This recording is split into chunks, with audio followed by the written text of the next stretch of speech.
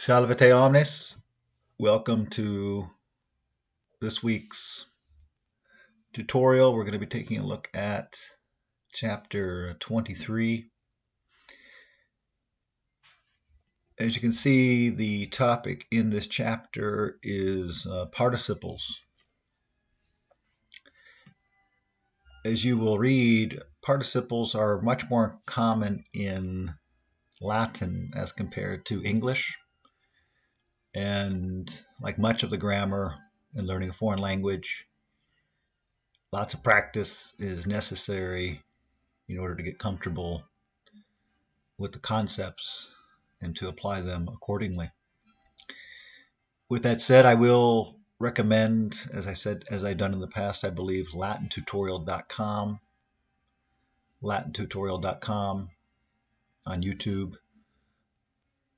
The author of these videos does a good job of presenting pretty much every grammar topic, including participles. Participles, what is a participle? Well, a participle is a verbal adjective. So it is part verb and part adjective in its formation. An example in English would be boil, or as a participle, boiling water. And so we use boiling water to cook pasta, for example. So boil, B-O-I-L, is a verb, but if we're using it as a participle, notice how it becomes a verbal adjective modifying water, so boiling water. At the same time, as noted, Latin uses a lot more participles than English, and so I think that example is pretty straightforward, but you'll see that there are some things that you have to consider. One, in recognizing participles to make so that you in particular get the right tense, but also some things to consider when translating. As always, you probably should read the introductory chapter notes at least twice is a good idea. And then don't forget, when you go over the vocabulary, which is kind of pre-work before you get into the translation itself, you can go to Wheelock's website and they have some audio files so that you can get comfortable with pronouncing and hence learning the vocabulary in the chapter. Let's take a look at some examples here. So again, please read this on your own. So here's some good examples. I would definitely study these examples as you're going through the pre-notes prior to the Sententia Antiquae. So we have Graeci nautai videntis Polyphemus timent timu erront timebunt. And you can see they give us a translation here. The Greek sailors, seeing Polyphemus, are afraid, were afraid, will be afraid. So here is the participle. How do we recognize a participle? Well, as your book points out in the preceding pages, we should know, or we should be able to recognize this as a verbal stem. Vedio, vedere, vidi, victum. And so we have a verbal stem, but we also have a noun declension or adjective declension ending. So indeed, this is third declension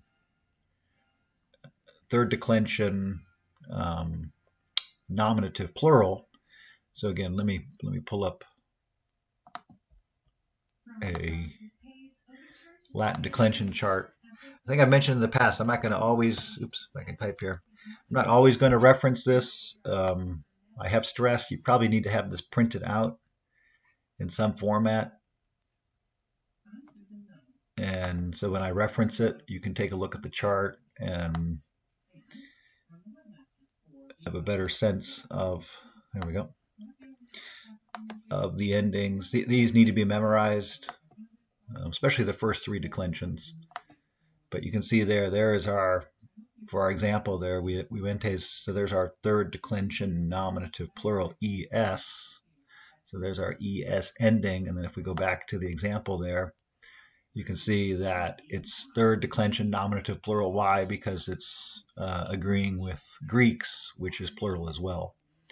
But because it's a present participle, we have to use a third declension ending.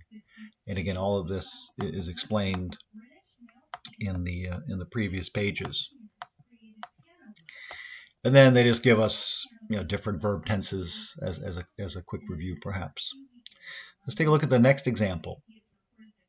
Graiki nautai wizi palifemo timen timu eron timibont. So here's our participle construction. Once again, we have to be able to recognize this as a verb stem, but with a declension ending. So sure enough, in this case, the declension ending is second declension nominative plural. So there's the I or E ending, but it's attached to the fourth principal part for the verb video. So if you look in your dictionary, you'll see visum, V-I-S-U-M, is the fourth principal part. Well, we got to drop the of the fourth principal part. And again, all this is explained in the previous pages. But then we need an ending, so we add the E or the I ending to this, and then once again it's modifying graiki. Because it is a second declension, if you will, ending, you can see that we translate it using the past tense. Indeed, that's the big point that you want to be able to understand, is if a participle has a third declension ending, we translate it in the present tense. If it has a first or second declension ending, then we translate it using the past tense. And you'll see that when we get to the examples here. Here we have a future participle. This one is somewhat easy to recognize because, as your book points out, it has the word future built into it, so to speak. You can see future, visure. So we translate that about to see. So that'll be as you'll see here, just kind of reading along here. It says participial phrases are used more frequently in Latin than in English, which refers clauses with regular verbs.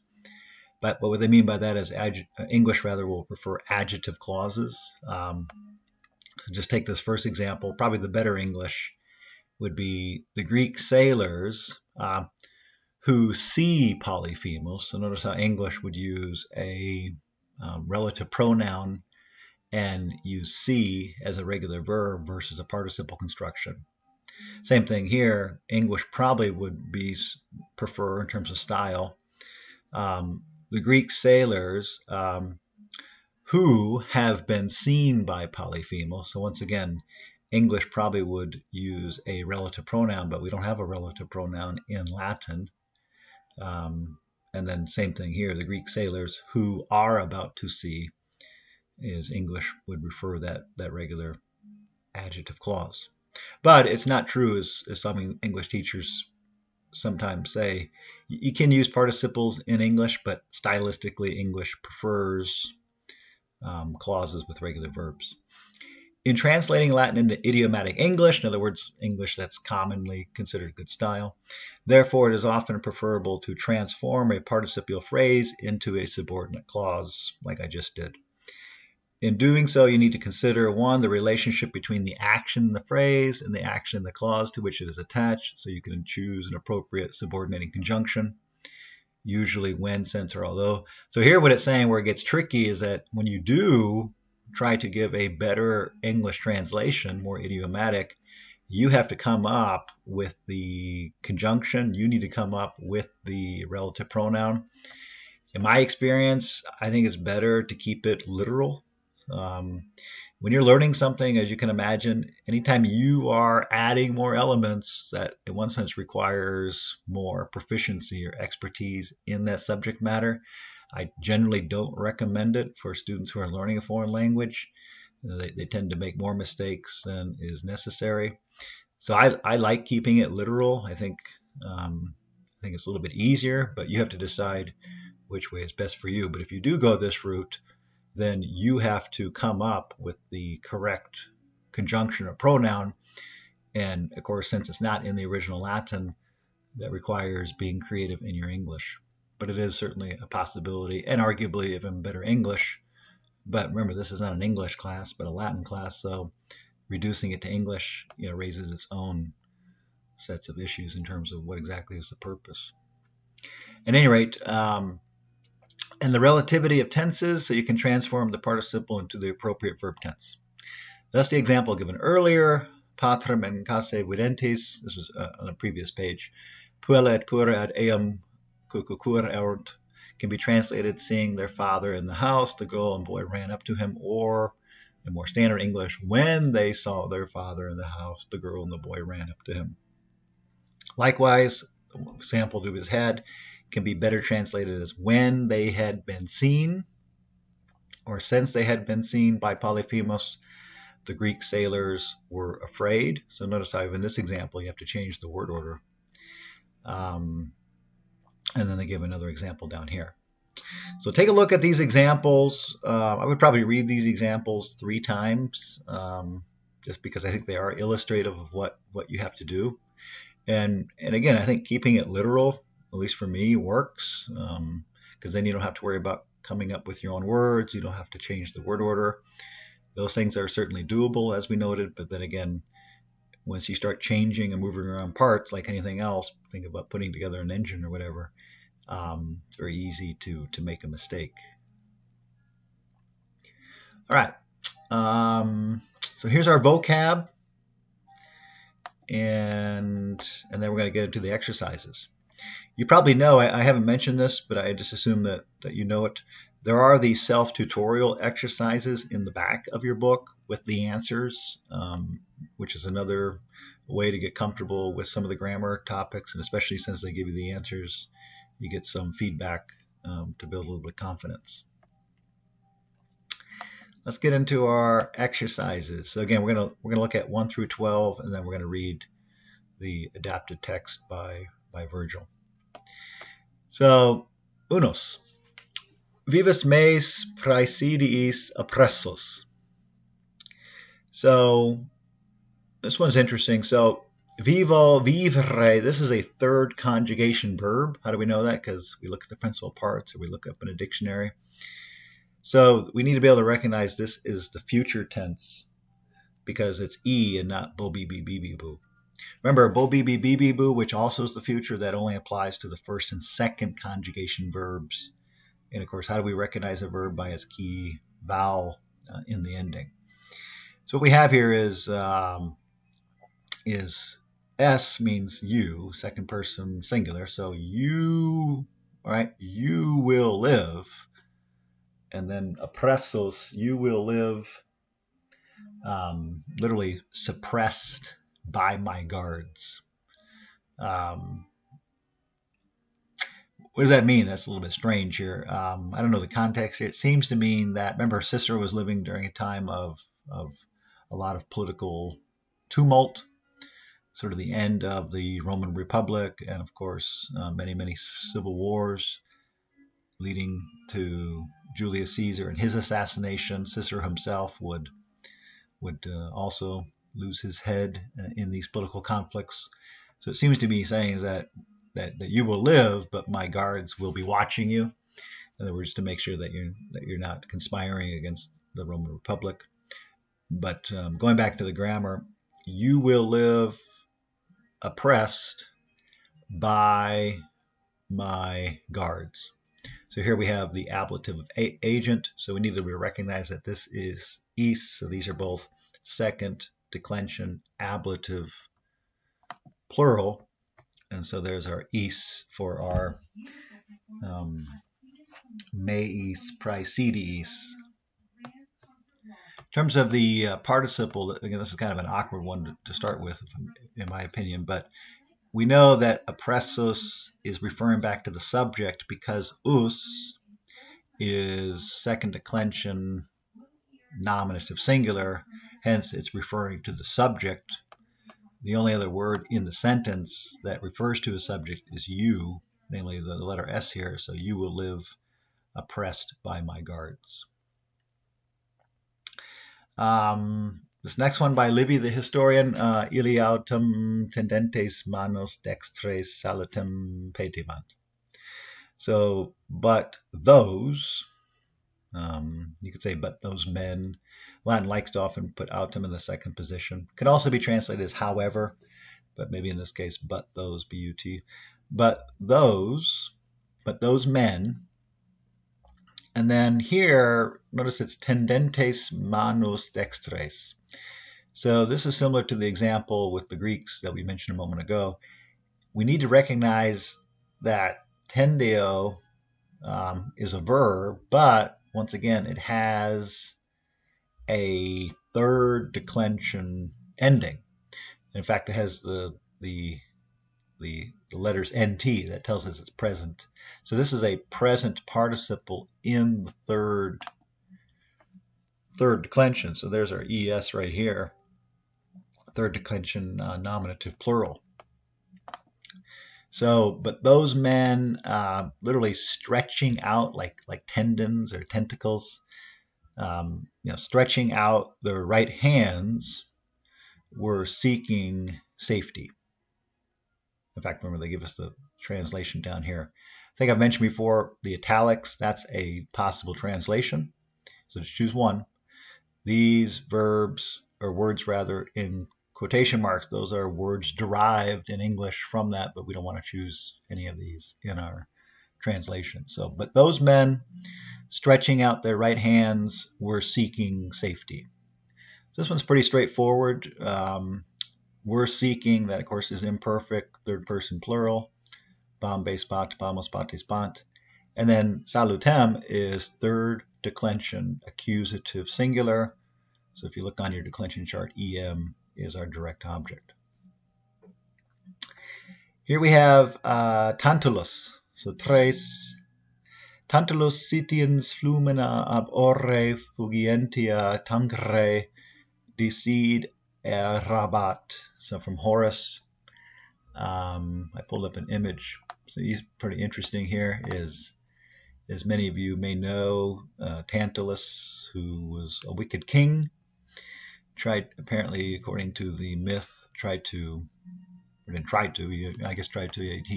he fed the gods his own son in a dish, and of course the gods punished him for that cannibalism, and he was stuck in Hades, ever thirsting, never being able to satisfy his thirst. And so that is a reference to that famous myth. Tantalizing, of course we get words like here it is, right? Tantalizing from that. So there's our subject. So Tantalus, and then literally thirsting. So we know we want to translate it as a present participle because it has a third declension ending. So again, the key, we haven't really gotten into any of these yet, is, except the first one in passing, is the participles are either going to be present, past, or future. If it's present, it's going to have a third declension ending attached to the verb stem. If it's past, it will have a first or second declension, and then the future will have a third, but it'll have the word kind of future built into it, like we saw a moment ago. So Tantalus thirsting, and then thirsting what? Was desiring to touch the rivers fleeing from his mouth. So this one we have to kind of look at the word order a little bit here. So Tantalus, or you could even say thirsting Tantalus, or Tantalus who was thirsting. So Tantalus thirsting was desiring or was wanting to touch, and then this is our direct object. This is a neuter noun, so second declension neuter plural, so ending in A. and was desiring to touch the rivers, as we saw in the, it's not the best picture, but he's trying to get a hold of the water and other things that he can't. Was desiring to touch the rivers, fleeing like a fugitive. Notice that the rivers are fleeing because A and A, and then fleeing from where? From his mouth. So ab orre, mouth is a third declension word. So if you look on your declension chart, sure enough, third declension ablative singular is the letter E.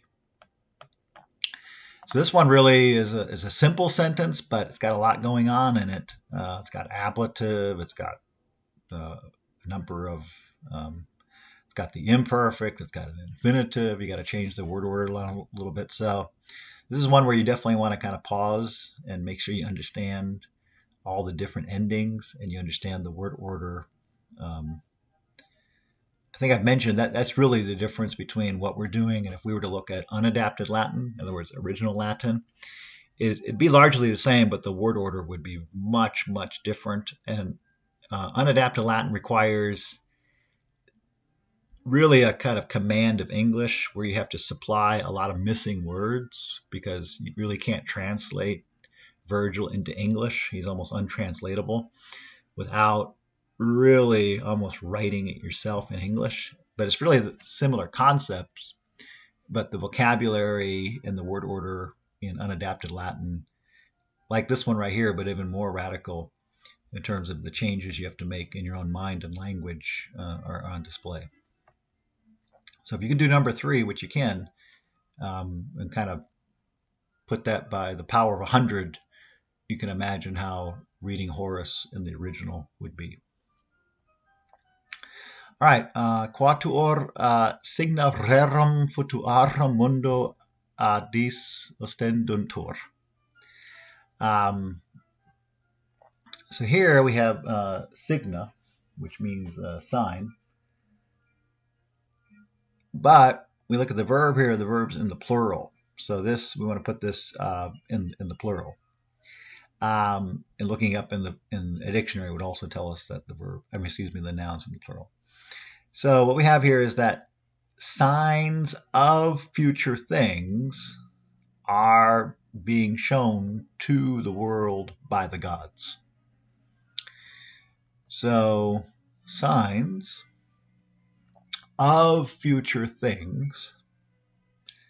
The ancients really didn't have a concept of the future in terms of time like we have, for example, life, liberty, and the pursuit of happiness. That's really a modern idea because the modern conception of time is so tied to history, whereas the classical and Christian conceptions of time are tied to the cosmos and to God. And we'll have to kind of leave it at that, but that would be actually the best translation, namely signs of future things, although of future things sounds a little bit strange in English, but he wasn't thinking about human history, he was thinking about human destiny, which is different than human history. Signs of future things are being shown. Well, you show something to someone, in this case, or to something, in this case, to the world by the gods. So notice that mundus is second declension, so second declension dative singular is O, so to the world. And then we have another ablative of agent by the gods. Deus is second declension, so second declension ablative plural is is, so a dis is by the gods. These, of course, are in the genitive. This is going to be, I guess, take a look at our declension chart here. Res actually is fifth declension. So we have erum as our declension ending, but then we also have futuarum, which is first declension. So there's arum.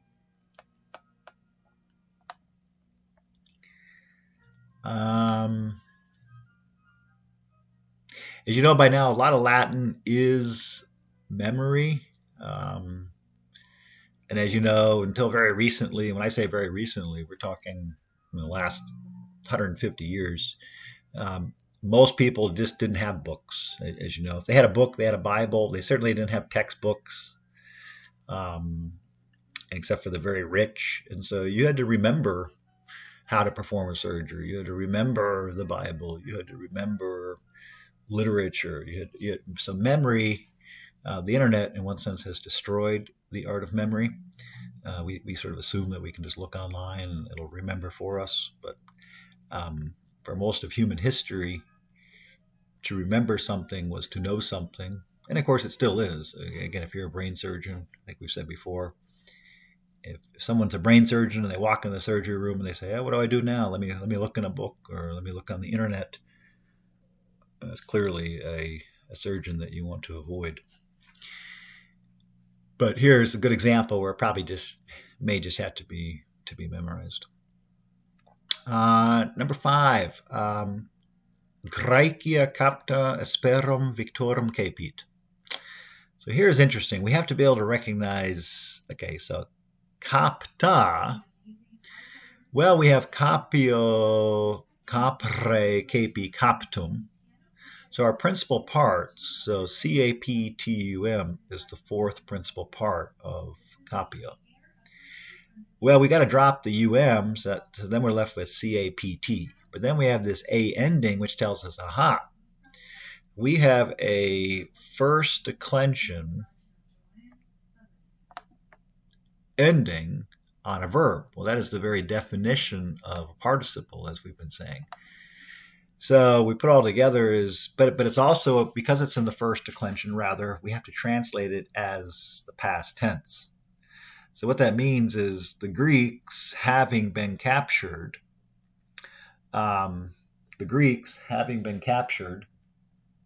or captured Greece, has captured, let's see how we'd probably translate this, has captured its, I guess, how to translate, asper is where we get the word aspersion, is, I guess it's fierce victor. Now let's go with that.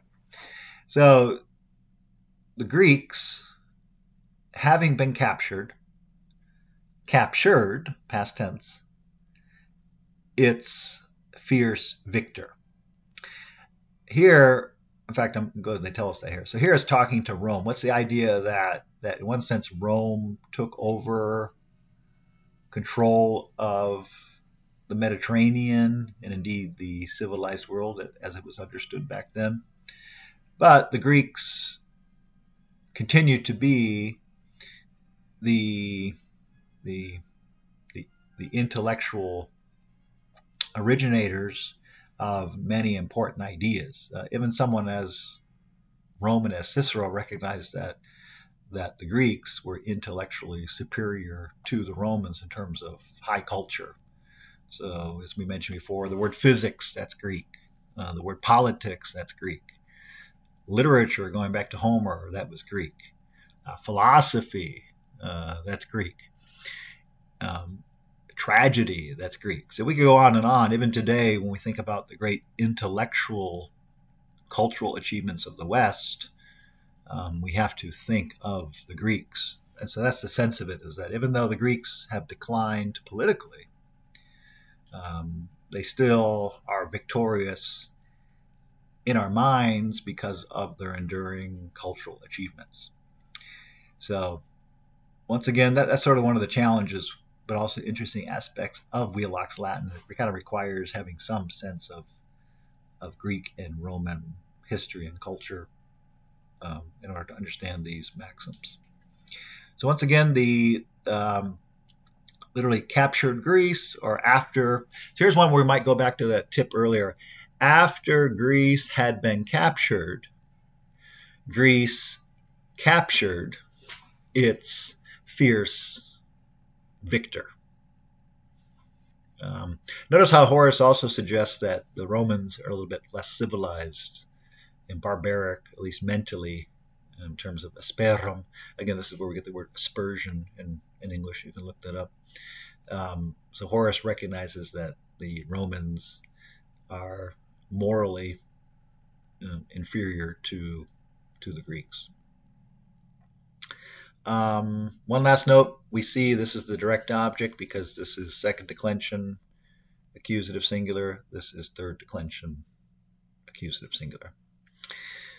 Number 6, Atticus. Atticus, of course, was a close friend of Cicero.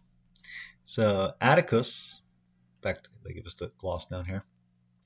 Atticus gave much money to Cicero, who was fleeing from the fatherland. All right, this is probably one of the more straightforward ones we've had so far. So let's take a look at this one. So Atticus, so literally, Atticus to Cicero from fatherland, fleeing, much money gave. So Atticus gave, so there's the past tense of do, da, re, de, di, datum. So third person singular. Gave, well, gave what? Much money. So there's first declension, accusative singular, am, am. But you give something to someone. So in this case, he gave it to Cicero. So notice Cicero ending in I is third declension, dative singular. So if you look on your declension chart, you'll see the ending I. And then who was fleeing? So they're also fleeing. So fugio, of course, we had that earlier, is a verb, but it has a third declension ending in the dative case because it's agreeing with Cicero, who is also in the dative. And then from the fatherland, in this case from Rome. So Atticus gave much money to Cicero, who was fleeing from Rome. Septem.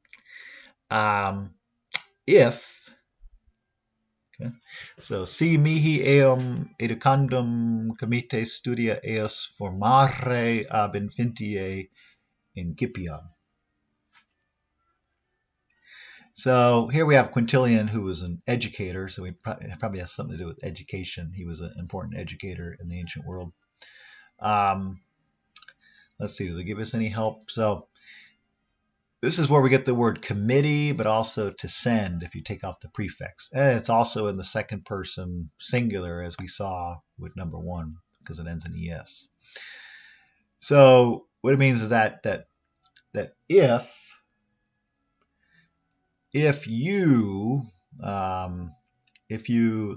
commit him to me to be educated, so if you, S is you, if you commit him to me to be educated, so this is our guarantive, his studia, okay, I will begin, so incipiam means I will begin, future tense. I will begin to form his studies from infancy. So let's go over that one again. So if you give him to me, so there's our dative indirect object, and then here's our guarantive, which also is talked about on one of the previous pages. A guarantive is a verb of ought or to be. You can see it's a guarantive because it ends in nd, so it has kind of a future meaning. So to be educated. So if, but it might just have to be memorized, to be educated. If you give him to me to be educated, I will begin to form, or here they have, to form.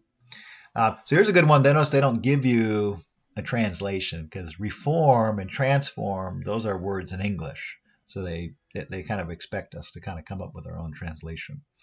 I will begin to form his studies from infancy. Another ablative. So this is ab. Ab is always followed by the ablative. So first declension, ablative singular is a.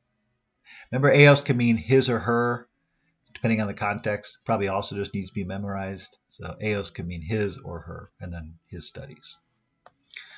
All right, number 8, octo. Saepe stilum verte bonum libellum scripturos. So here it's kind of like, so verte means to turn. They give us, okay, so they give us the full translation here. So to invert the stylus. The stylus, of course, was the ancient writing tool they had. So saipe, of course, means often. So often invert the stylus if you are about to write a good little book. So here is our future participle. You can see the word futures built into it. The idea here, of course, being if it's going to be good, you're going to make some revisions. And so you have to revise it and make corrections using the eraser. So turn the stylus often. If you are about to write, so notice we have to kind of put all that language in ourselves. If you are about to write a good little book. Or it could be also just, if you are about to write a good little book. All right, number 9. And again, you may have alternative translations. I tend to kind of keep it literal, but the main thing we're looking for is 1, do you have the vocabulary? 2, do you have a sense of the original? And then 3, do you have the verb tenses correctly? And so in this case, you definitely need to put it in the future tense.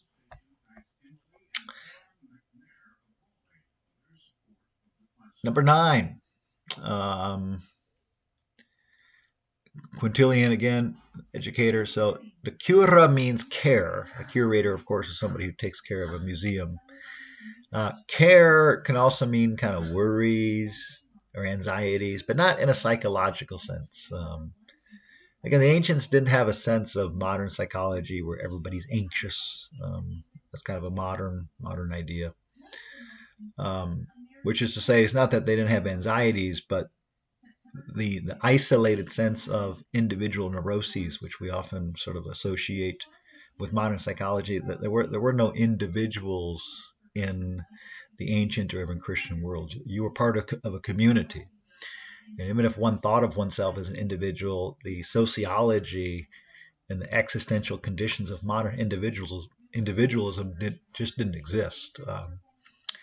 I'm actually writing a book on modern individualism. That's why I know quite a bit about this. Individualism really is a kind of 19th century idea associated with self-reliance and rugged individualism at a time when traditional society, for example, agriculture and farming, were giving way to modern urban lifestyles. So nowadays we have this idea, for example, exemplified in existential literature where the individual is somehow isolated and trapped in his or her private consciousness.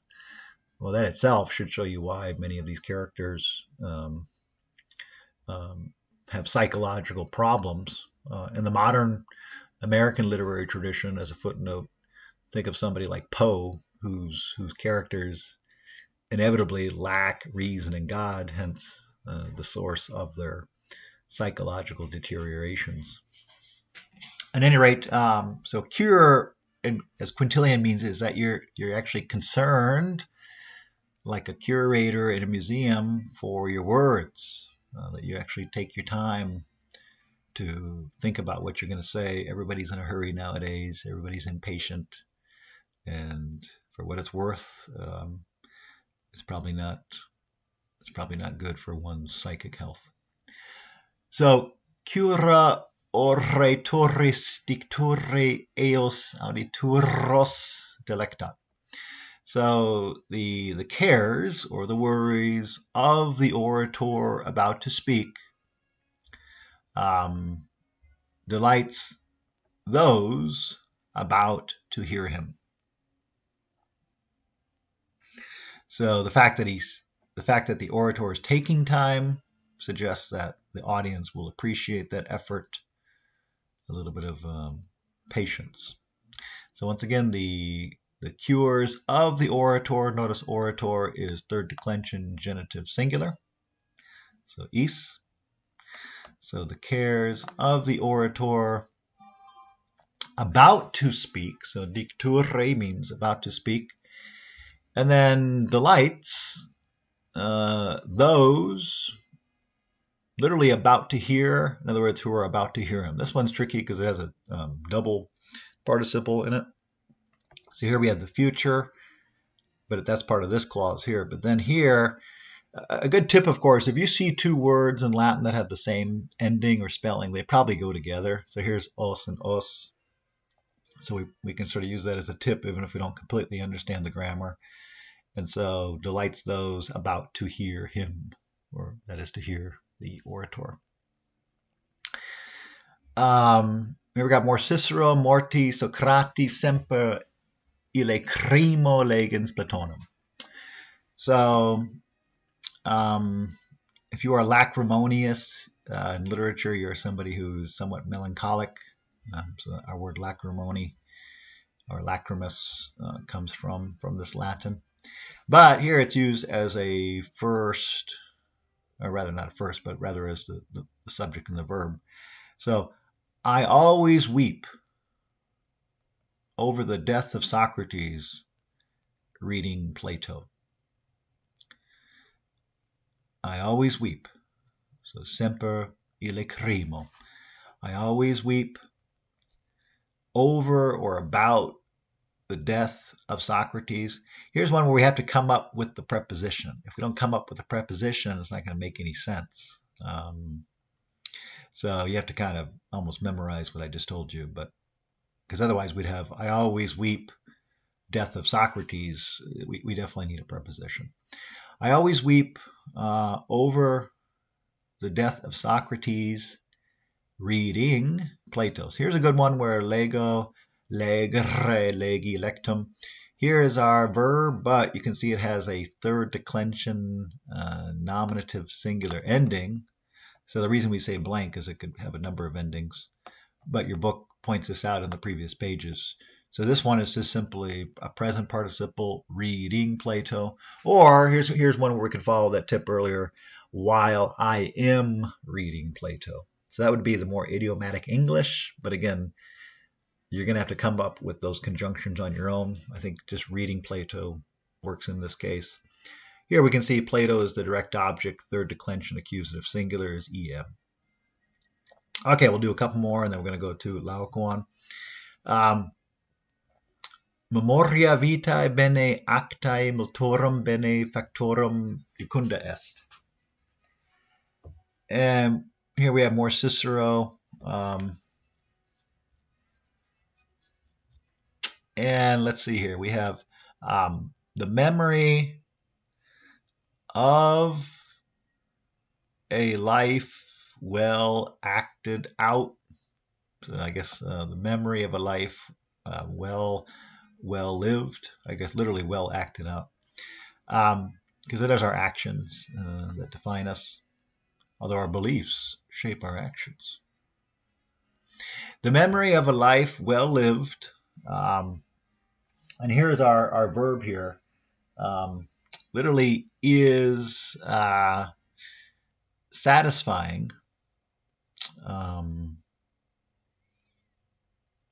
Okay.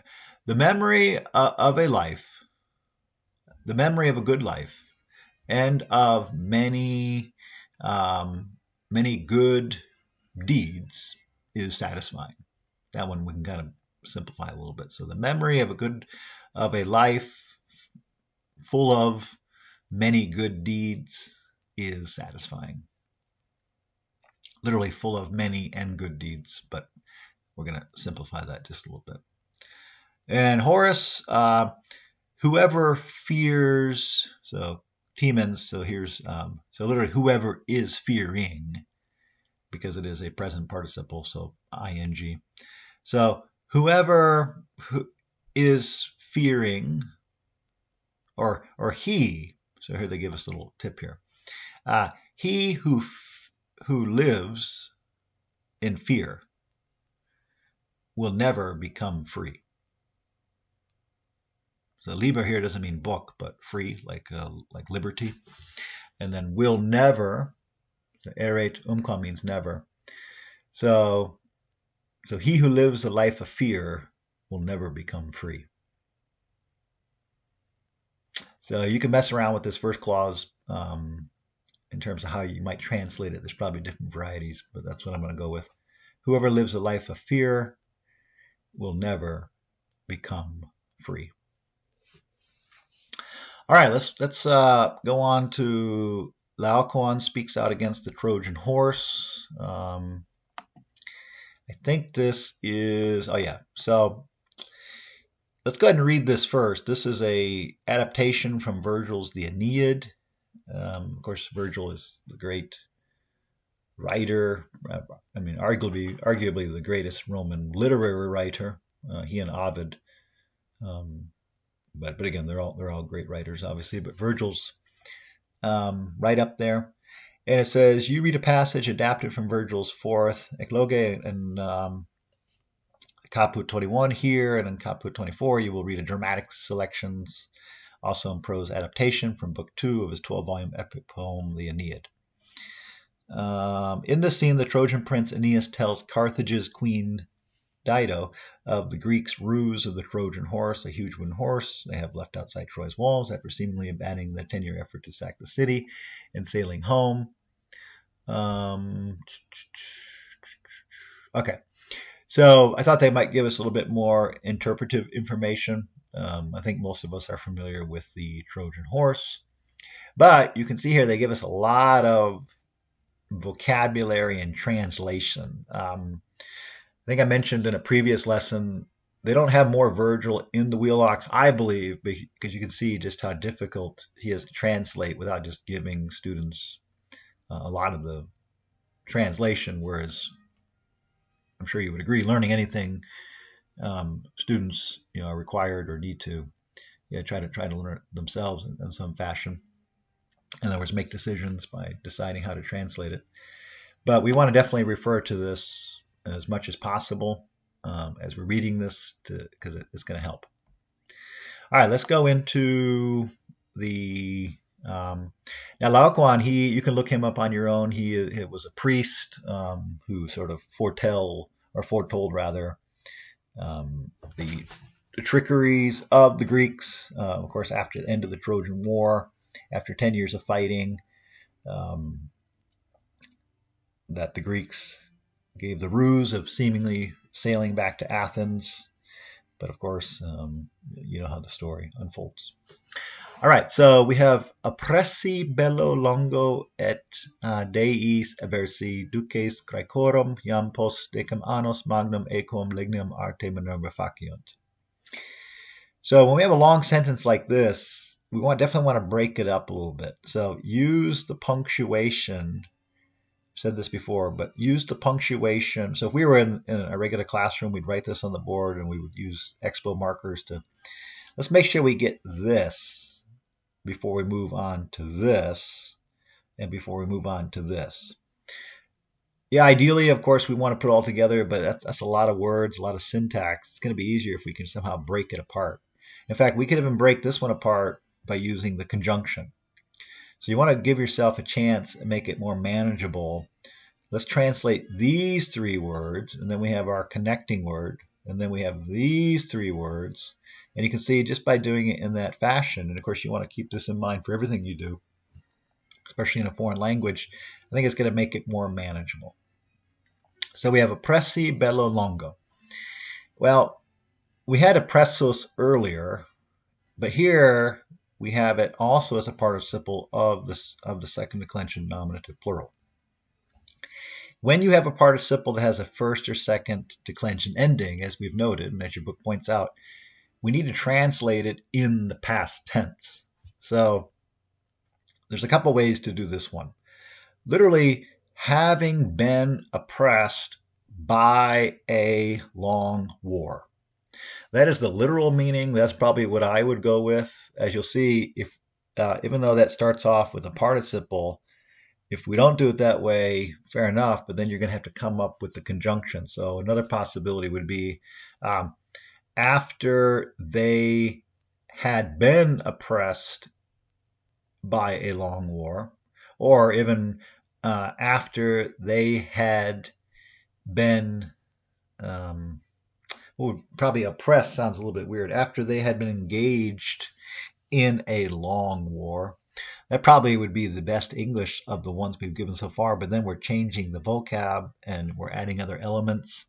You have to decide how it works, but it has to come make some sense in the translation in terms of style and grammar. So I'm going to keep it literal as I often do. It's just easier, especially with this online format. So having been oppressed in a long war, and, so there's our connecting word, having been ignored by the gods. So what does that mean? That the gods seemingly did not show favor to them, hence the Greeks were of the view that, well, they must have done something wrong because it's not working out. So having been oppressed in a long war, close that there. Having been oppressed in a long war and having been ignored by the gods, the leaders of the Greeks. This one's pretty straightforward. So leaders is third declension nominative plural, is. So use your declension chart again. Again, please have this out. So there's our is. And then of the Greeks, it's pretty straightforward. That is second declension genitive plural, orum. So the leaders of the Greeks. Now at this point in English in particular, we expect some kind of verb. We still don't have a verb, a main verb. And it's starting to get kind of longish and wordy. So here's our verb all the way at the end. So having been oppressed in a long war or by a long war and ignored by the Greeks, the Greek leaders now after 10 years made a large wooden horse by the art of Minerva. And of course, Minerva or Athena is the goddess of art and war, who came, according to the myth, fully armed out of the head of Zeus.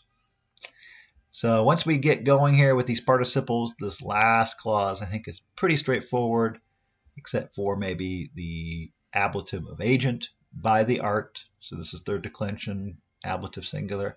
And then of Minerva, that is first declension, genitive singular, AE. They filled. So this one, I think, didn't they give us this one here? Yeah. So complere means to fill up or to make pregnant. I don't think we want to use make pregnant. That sounds weird. So let's say they filled.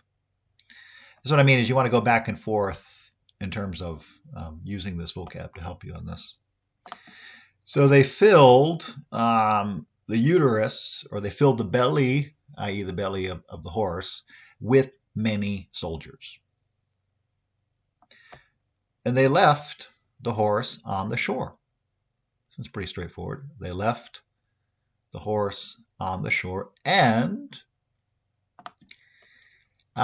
sailed beyond the nearest island. So this one seems easier than the Sententia Antiqui for some reason, but normally the opposite. But they sailed beyond the nearest island. When you have oltre, it's always followed by the accusative. So there's first declension, accusative singular, first declension, accusative singular. As you know, Latin likes to put the adjective after the noun. English does it opposite. So sailed beyond the nearest, literally the most proximate island.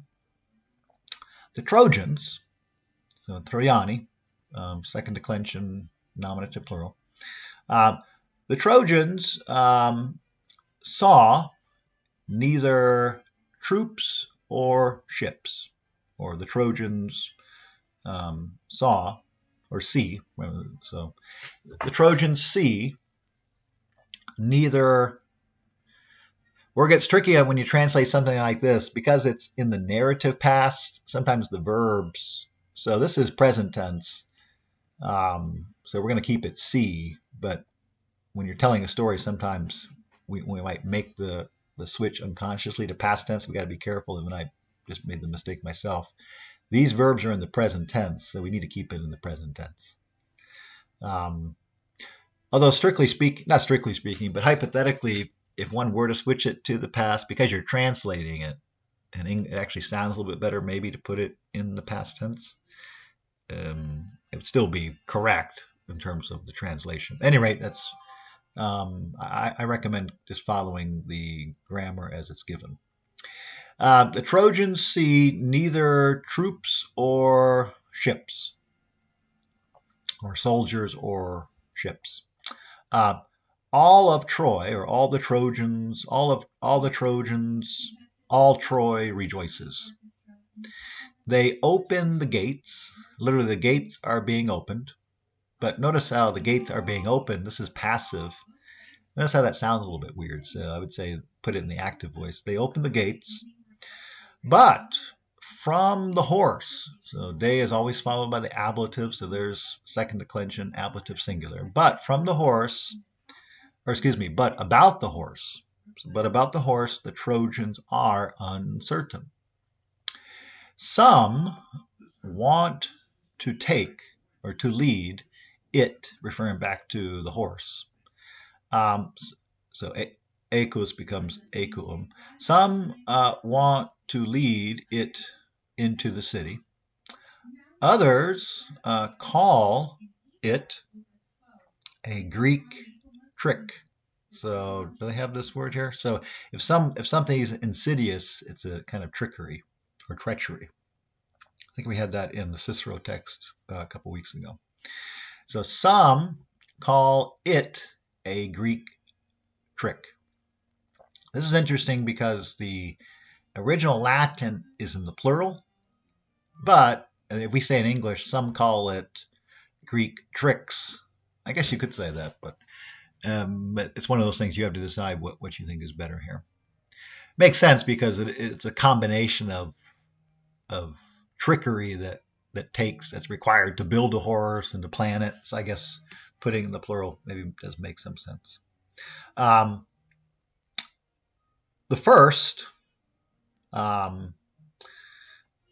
there before all from citadel running, Laocoon, Trojan priest, these words says. So this one we have to go back and get the word order correct. So that was the first person, the primus. The first person who is running. So here's our verb here, our present participle. The first person who was standing before them all, running from the citadel, was Laocoon, a Trojan priest who said these words. So this one you have to kind of maybe mess around a little bit with the word order. And he says, "Oh, wretched citizens, you are not sane. What are you thinking? Surely you understand the Greeks and know their tricks." So it's a nice Latin here. "Oh, wretched citizens, you are not sane." Like sanity. You are not sane. What are you thinking? So this is second person plural. Surely you understand. There's our osmos tisnet, second person plural. Surely you understand the Greeks and know, this is where we get the word science, SCI, you know their tricks. But you will find in that horse many, literally keen soldiers, many strong soldiers. It's out. So out means either or. So either you will find in that horse many strong soldiers, or the horse is a machine of war, having been made against us, so that it can come into our city, and so that it can see our houses and people. But something is hidden, like latent. Latent is something you can't see, the opposite of manifest. But something is hidden. Do not believe in the horse, Trojans. Whatever it is, I fear the Greeks and those bearing gifts. I'm sure you've heard of that famous expression. In fact, in German, the word gift, G-I-F-T, means poison. So if a German ever gives you a gift, Do not accept it. There you go. But whatever it is, I fear the Greeks and those bearing gifts. He said, or he spoke, and powerful sword with great manly force with his right hand in the belly of the horse. It stuck. Okay, we got to change that. So he said this and he threw. So notice our verb is way over here at the end. Yakio, yakare, yaki, yaktum. He threw a powerful spear with his right hand. Or he threw a spear with great force in his right hand into the belly of the horse. So into the belly of the horse. There it stood, trembling or shaking. In other words, the spear was kind of like bouncing back and forth. So yeah, it's a nice reading. Again, go back over and you'll see that they give you a little bit of help here, and you can come up with alternative translations. But at any rate, that's it. So I'm going to send this out to you guys. Those of you that have taken, I'm going to send out an email about this, but about the test. But I think most of you have either taken the first test or are planning to do so. Again, I'll send out an email about that right now in terms of getting it done and giving you the result. So I will be here Wednesday for any questions or comments you have about this week's chapter. Thank you.